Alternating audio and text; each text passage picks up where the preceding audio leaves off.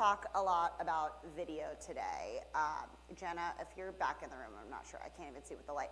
You queued me up perfectly because you said 87% of content consumed online is video. And you also queued me up perfectly because you were talking about the expense of video and how you're having to outsource it to influencers and it's hard to take on internally. We feel that very much. Obviously, we're not, we're a big company, but we're not as well capitalized as say some companies are, especially here.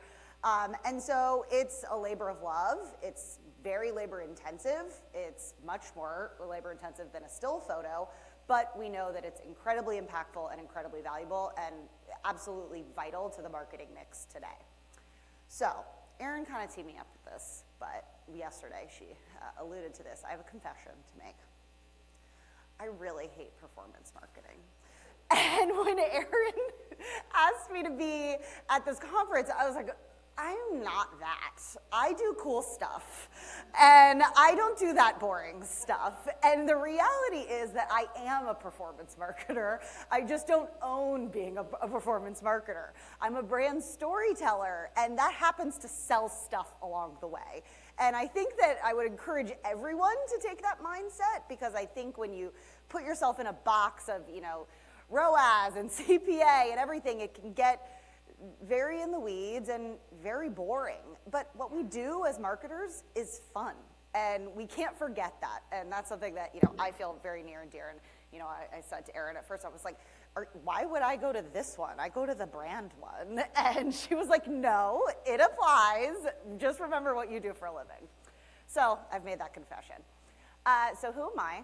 I am Sarah DeThomasis. I am born and raised in Florida, but I currently live in Manhattan.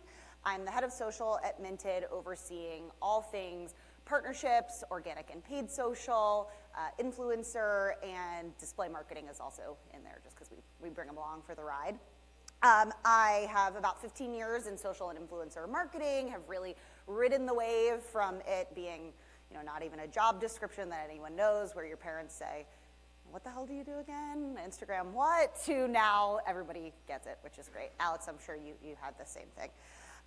We recently won a Webby Award for our work with Jason Kelsey and Kylie Kelsey and their family. That was a really exciting campaign I gave a presentation on last year.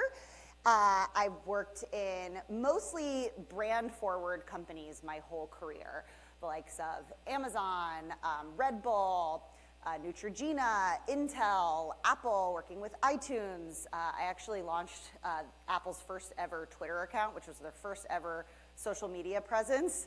And apparently Steve Jobs was watching our first tweet, no pressure.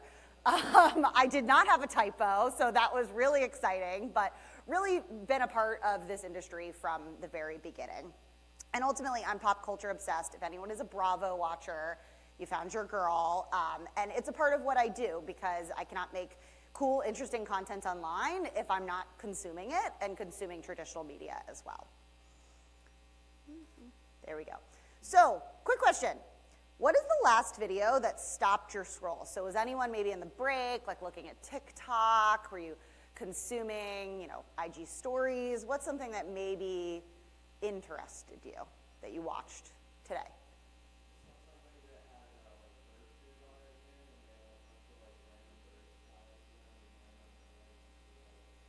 Random and weird, exactly. Like, that works. That's interesting. It stops your scroll. So, it's not necessarily selling something, but it certainly captures your attention. So actually, I should probably say this before I even get going. Show of hands, who knows who Minted is and what we do and what we sell? Unless I told you, like, yesterday. Okay, so not everyone in the room had their hands raised. And so that's a big part also of why I say, I'm not a performance marketer, I'm a brand storyteller, because if you're not aware of who we are and what we do and what we sell, you're certainly not gonna buy your holiday cards from us. You're certainly not going to be engaged, and you're in your wedding planning journey and come to us for wedding invitations. So we need to entice you with maybe a birdseed video to get you to pay attention and to ultimately transact with us. So like I said, people most know us for holiday cards, wedding invitations, art and decor for your wall. But at the core of our business, what we do and sell are artisan-made goods and designed goods that help you to celebrate all of your beautiful life moments. So everything from having your first baby with a birth announcement to decorating your first home and celebrating holidays every year. That's our core business. So what we'll talk about is how do we get content? What do we do with it? Some nuts and bolts in there because we really only have 20 minutes. So I'm going to try to get a lot into a short period of time. And then ultimately I'll leave you with a cheat sheet. So like I said, we worked with Jason Kelsey and Kylie Kelsey there and their family. We did a really cute video with them while we were shooting their holiday card. And then on the right, I don't know if there's any like Gen Z women, and I'm sure Paloma actually knows who this woman is. But Chelsea Park is like the hot it girl of the moment. She basically like invented, according to Gen Z young girls, putting your hair up, half down with a clip. That's like the signature Chelsea Park look. We just worked with her pop-up, with her brand Park. These sweatshirts, like when I say she sells millions and millions of dollars of these sweatshirts, they're just crew neck sweatshirts. It moves product because she is cool and people want to be like her. So first, how do we get all this content? So I was alluding to the things that Jenna was saying. It's hard, and especially with video, there's a really high bar of, how are we going to keep, priming the pump and making sure we have content consistently every single day, and video content every single day. So we have our Minted Content Machine. Our content machine has lots of different legs, and I'll talk about each of them. And I will play some videos. I've kept video like kind of to a minimum in a presentation about video because it's just hard to play, and maybe we'll have some technical difficulties along the way. So first, brand content. So only more recently have we shifted a lot of our internal brand creative-led shoots to social-first shoots. It is something that, traditionally, because Minted, we do all of our creative in-house because we are a company that's founded on creative and creative design, to doing actually content like this. So you will see, there we go. So this is kind of a mocked up shower. You're seeing the invitations, you're seeing the place cards, you're seeing the menus, the signs, and you're also seeing ideas about decor. So this is something that we produced actually in office. We have always a hand model on set. And this is, when we think about investment, this is kind of on the higher side. Does it always perform the absolute best? Not necessarily, but it's something that we feel like is necessary to just kind of, meet a certain bar of having consistent content. So then, even more high investment with our partnerships. 1, 2, 3, 4. Je veux bien me taire, lui plaire, et c'est tout. I think we have the rights to use it. So this one is with a great partnership with Brides Magazine for our weddings business, where we call a color of the year every single year. This is our second year in a row, and we'll be doing the next one later in Q4. And so this is very high, production value, beautiful influencer and media event that we produced. And then influencers and celebrities. Is anyone a Southern Charm watcher here? Okay, love it, love it. So we just recently worked with the queen of Southern Charm, Madison LaCroix, for her baby shower, and had a collab post with her, showing all of the beautiful details of her beautiful shower. So from her invitations to the signs, to her place cards, her menus, and of course, all of the members of Southern Charm were there, and they were capturing all of this as well. So really great. And we're decorating her new home to come too, so that's really exciting.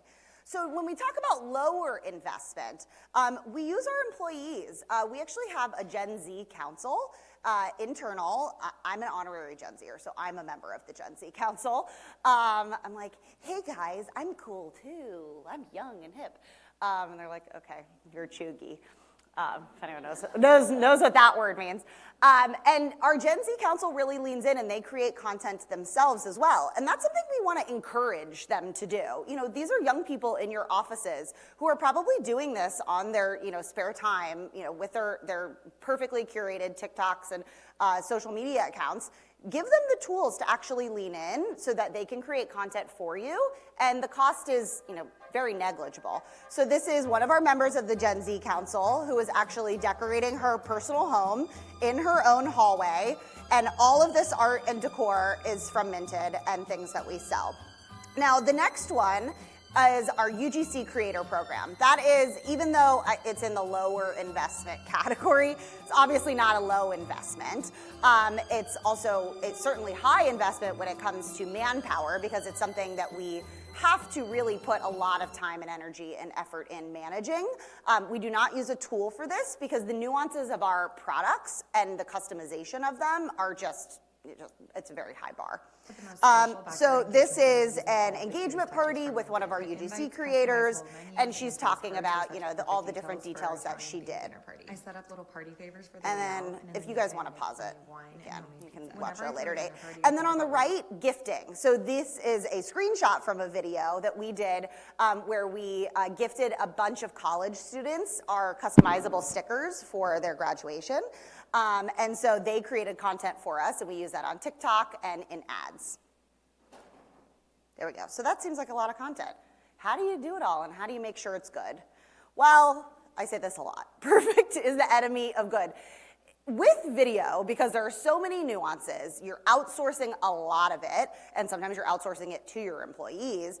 You're never going to get, the perfect video that you want. And so because there's such a high bar in terms of how many videos you actually need across paid, across organic, consistently over time, you just need to get stuff out. Of course, do you not want it to be brand damaging? No, you need it to look nice.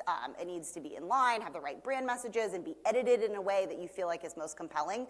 But you just have to start and do it. So what do?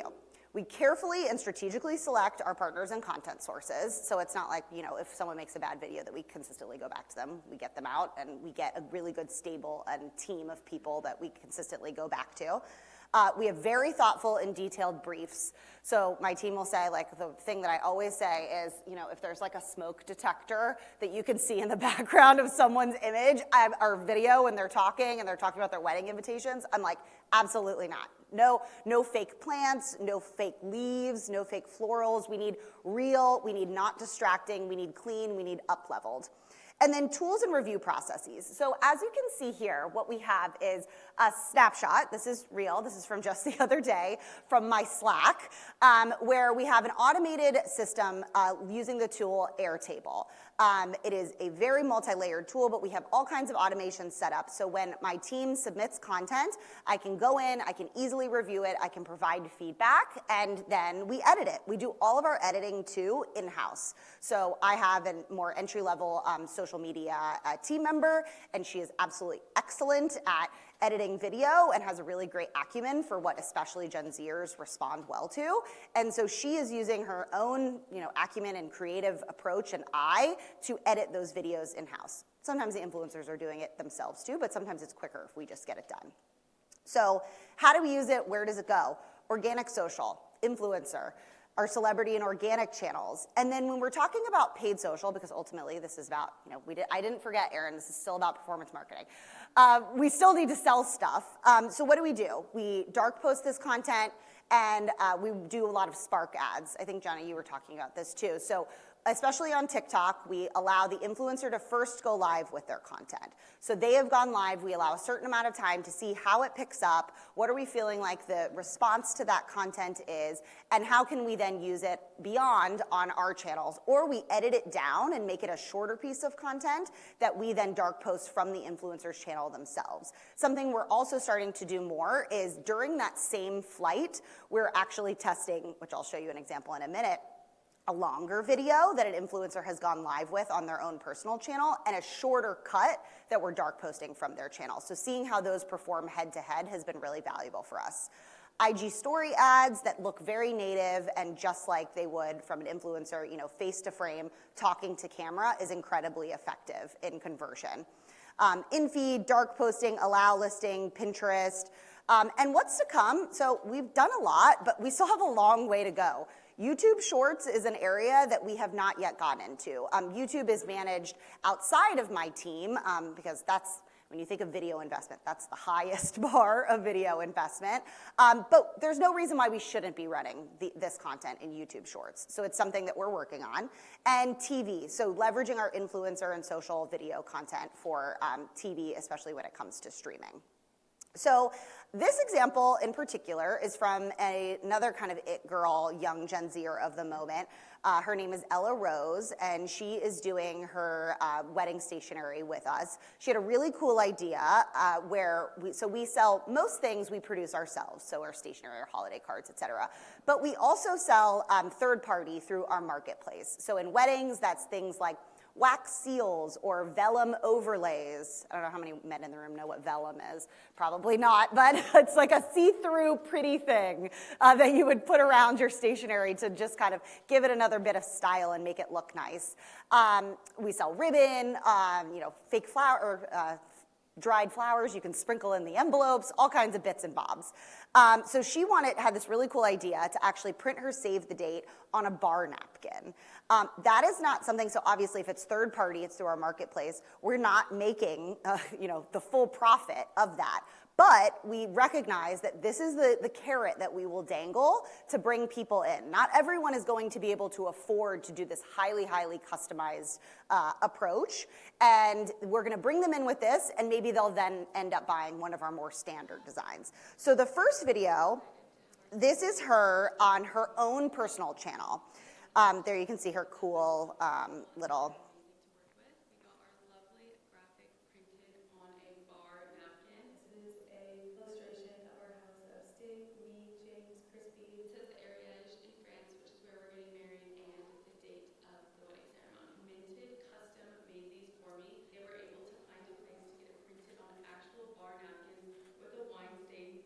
To it. Minted also helped us make our website. Our concierge team made this process so easy. They've been nothing but amazing to work with. Sorry, I said it wrong.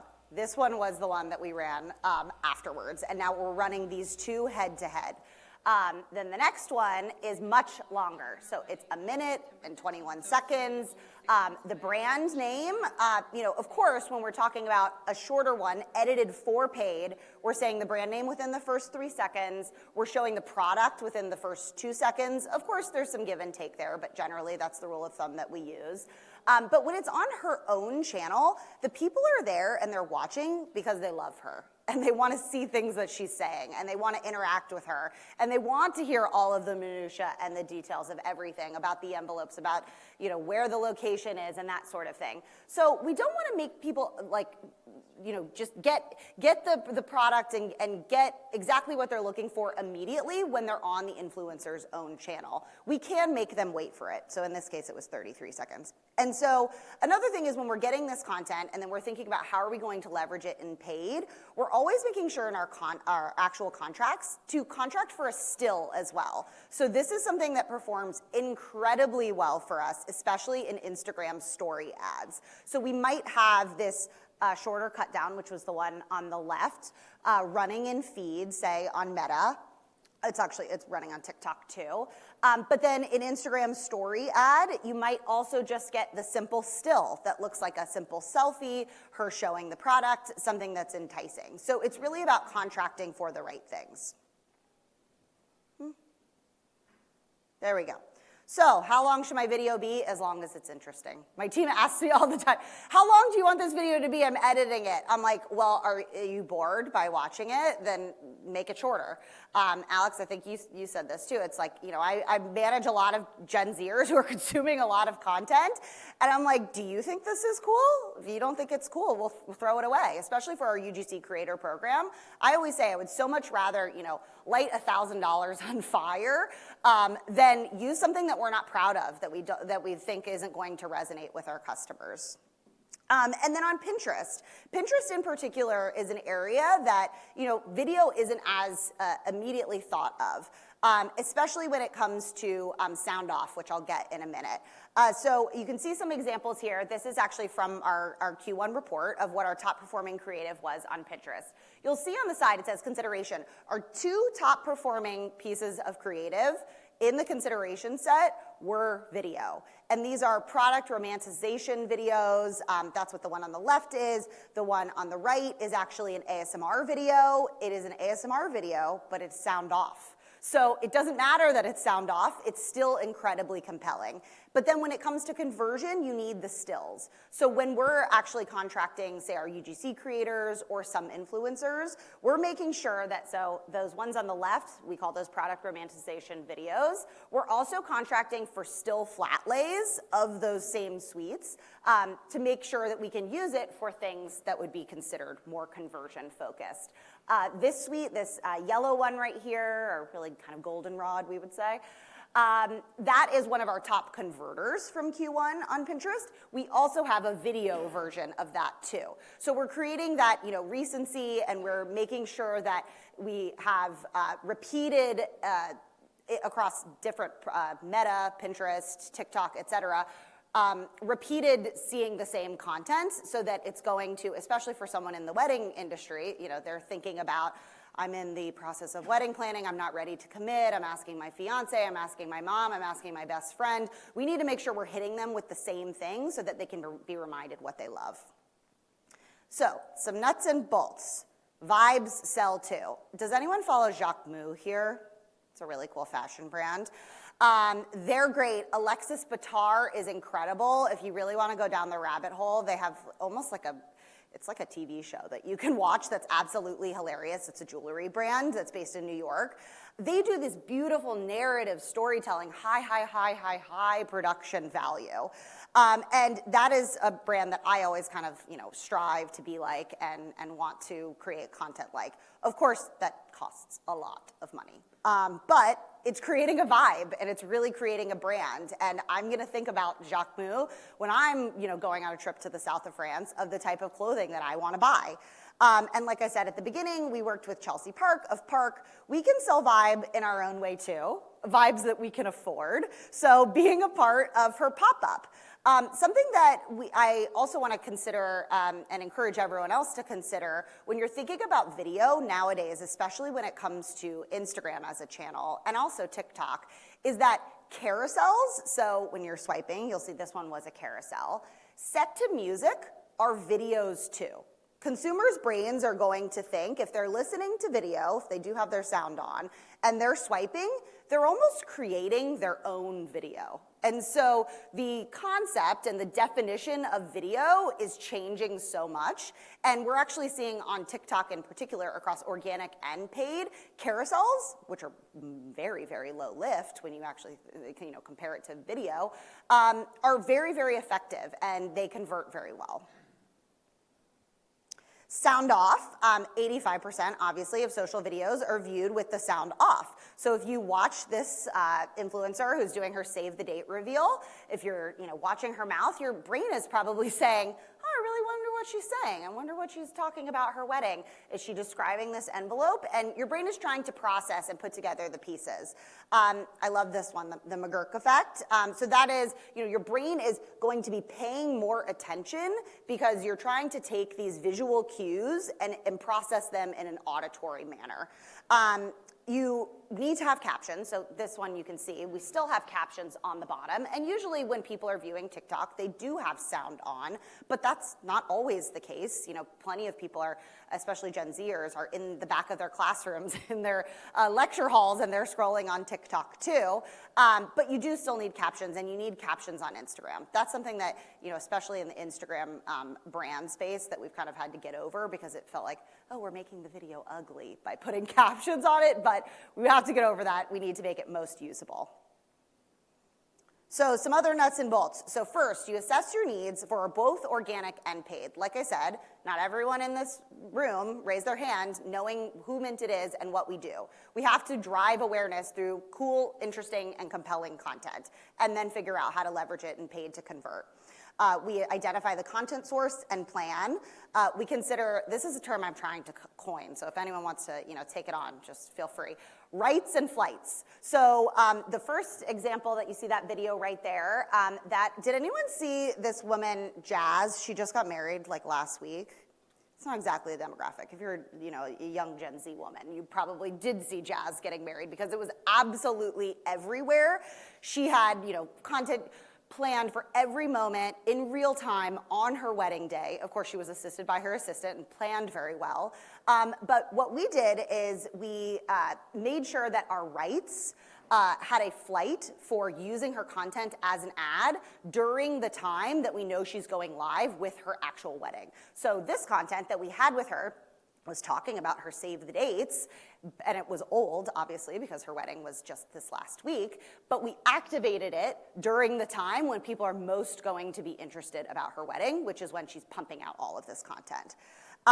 We tested wide and organic. This is another one that did very, very well on the influencer's own channel that's now a top performer for us in paid on TikTok in particular. And then we refine it and relaunch it as paid. And like I said earlier, something that we're doing now and trying to make sure in our limited amount of inventory that we have to run as ads that we're testing both longer, sparked, and shorter paid social cut downs. So our short form cheat sheet. We just talked about sound off. Think about the McGurk effect. Something also that I saw, which is kind of related, but I saw a really cool video. I can't remember what brand it was from, which maybe that says something, but it looked like the screen, it's KFC chicken. It looked like the screen was cracked. And so you were looking at the screen and you're like, oh shit, my phone broke, but they actually built that and burnt that into the actual video. So anything that you can do to cue in someone's mind to pay extra attention, let it breathe, put it out. See if it works. Try it on an influencer's channel. There's, of course, a much higher barrier to entry when it comes to video, but give that content the chance to perform. Amplify your organic winners, so see how it does, and then try it. Try it on your own channel, try it on the influencer's channel, try it on your UGC creators channel. They might only have 500 followers, but on TikTok, that doesn't matter. Content is king truly on that platform, and so someone doesn't need followers in order for their content to pick up. Prioritize your pacing and edit. This is something that we've really had to do a lot of education internally too of the different types of video styles and editing that really compels people to watch and pay attention. So I'm going to show this as a really bad example, but showing say like a phone like this and kind of going crazy to start and then stopping is something that Gen Zers have really started a lot, or they'll start the video from behind their head. Or we have an influencer running right now who is a millennial, but has more of a Gen Z style, and she has her sunglasses on at the beginning of the video, and she puts them on her head and then looks at the camera. You might think that seems like something that appears a little bit messy, or you don't like it, but it's actually something that cues to your brain to pay attention. What is she doing right there? What is she revealing? And so just consider the editing and the style in a new and different way, and that changes each and every day. Consider your platform, rights and flights, TM. Hopefully, maybe you'll take that home with you. And blend product and people. So very often, when we have videos, say like this example that's on the right, this is just like hosting events. You want your product to not be front and center. You're not always talking about all of the great things that you sell, or talking about the deal, or talking about how awesome this letterpress feels. You might just be building that vibe like a Jacquemus, like an Alexis Bitar, and creating something that is entertaining and provides a utility through that entertainment. So most importantly, have fun. If you're creating content that you think is boring, it's not going to get people to buy your products. So invest the time and energy, but also trust your people. Ask people within your offices, do you find this interesting? Is this something that you want to watch? If you're reviewing content as a manager and you're not interested in it, just throw it away. There's a much higher cost to putting things out that you don't feel really strongly about than just lighting it on fire and keeping it moving on to the next one. All right, that's it. Sarah, thank you so much. Oh, I'm at 18. I thought for sure I was going to go over. This presentation has made me realize how untrendy I actually am, but nonetheless, thank you very much. Questions for Sarah? We have a couple times. All right. I have one. Hi, this is Becca with Adidas.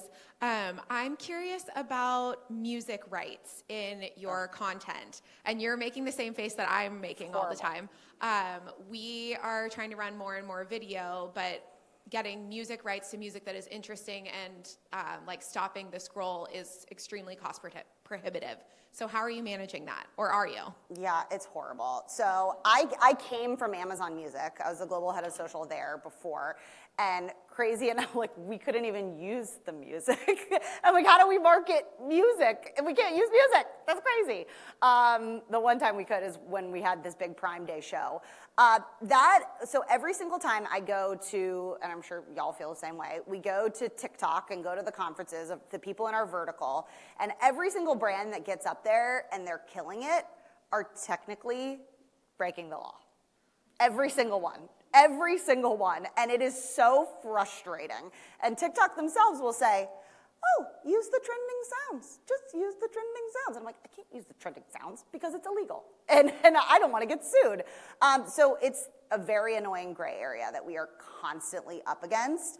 The gray area that we sometimes interpret is if it's on an influencer's channel, it has a really, a low likelihood of, getting us in trouble, especially if it's on something like Instagram stories. Sometimes we're willing to take that gamble. Sometimes those trending sounds are weirdly available to us, especially in the TikTok space. Sometimes they get pulled. It's just kind of the wild, wild west. I will say we're very risk averse. Just as a brand, the only risks I'm ever going to take is risks that are truly worth it, especially for a brand like Adidas. I'm sure your illegal would absolutely lose their minds. And so sometimes it's not worth it, but it does make your content worse. And it sucks, and I hate it, but it kind of is just the nature of the beast. Something that I do eventually want to do is actually contract or just literally do it ourselves, especially on TikTok when people have the trends of just simply talking, saying something cool. Like, I don't know if anyone's a Toast listener or a Toaster. It's a really great podcast. Usually it just appeals to women, but men can listen too. They have a really funny thing from the podcast where they're like, we are a delight. We are just a delight. And that's going viral right now, and a lot of people are using that sound. And I'm like, well, what's going to stop us from just, saying something like that too? So it's something that I want to try around the holiday season, but it just takes time and energy and effort. So great question. Hi, Stephen here with Hallow. Some of our... Where are you? Oh, you're right in the light. There we go. I can see a little better. Some of our best performing ads have been UGC style ads from Hallow employees. Yeah. And it is a program that we are trying to kind of like more formally build and scale. And I would love for you to kind of like deep dive a little bit more on how that works for you all.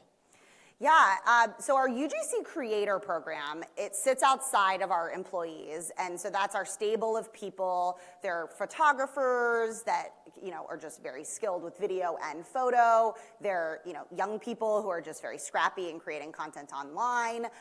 But then, like I said, our Gen Z Council, and really it's by nature of just being Gen Z Council because they're just better at it because they grew up with it. So we go a lot of times to our Gen Z Council and we say, like, hey, I see you, of course, we like all follow each other on social media. I see you made that cute video. Like, can you make one for us? And we actually do, every year, we do what we call the Creator-thon, where we have all employees, well, ones that want to participate, but we encourage people from across the business, so everyone from engineering to finance to HR, we get them together where you can work by yourself or in a team to actually create content. And do we use all of the content from the Creator-thon? Far from it. But it gets everyone thinking. And it gets everyone thinking, especially the people who are maybe a little bit more reserved or shy, but could be very good on camera, to actually try their hand at content creation. And it also creates that more collective ownership feeling of our social channels, which are our true front lines of our marketing as a brand. So I would encourage you, do a Creator-thon. It's really fun. We get pizzas, we bring a margarita machine, and we have a really fun day. And then we give a reward to whoever votes for this is the best video out of everyone. And it's just a really fun, morale booster too. One more question. Hi, it's Liz from Monks. So we are building out kind of still a pretty nascent influencer offering. and the team has struggled a lot with sourcing influencers and tracking. Is there a platform that you guys use, or how do you tackle it? So, we've done this a lot in my career, and the reality is, and I don't know if anyone's an influencer platform in here, so sorry, but if maybe just talk to me afterwards, maybe I'll like it. We do, I would say 99.999% of our influencer sourcing completely manually. And that is through eat, sleeping, and breathing these people and the platforms. Thankfully, we're very lucky at Minted in that, it's a lot of, women who are in these right stages of life that are our natural employees who are following these other women who they find interesting. I'm a watcher of Southern Charm. I love watching Madison on my TV. I love following her on social media. It's a natural fit. And so there really isn't a tool that's gonna tell me that. And to be honest, the true measure of success and why I think we are as successful as we are is because we have that human element and we have that art to back up the science then of how to edit it to make it most compelling to then transact and drive conversion. It's not easy.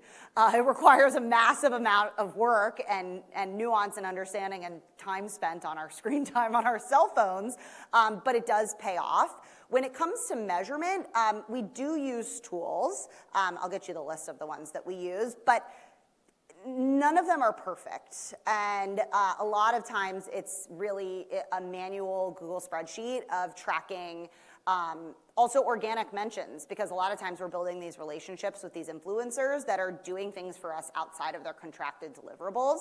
Madison, for instance, she made that post a collab post, and that wasn't even in her contract, and that had a huge, huge value to us. Usually we pay a lot for people to do a collab post, and she did it, and it has millions of views now. So it's highly manual. There is no silver bullet answer, but the time that you do spend does pay off and then some, and so I would encourage everyone to really lean into that and invest in your people to inspire them to spend their time online actively. I always preach to my team, I'm like, be an active consumer of social media.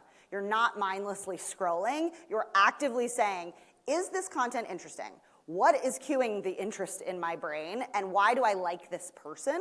And come back and say, I saw that this person is getting, graduating from college. We should go work with them and, send them stickers, send them stationery. We saw that so-and-so got engaged.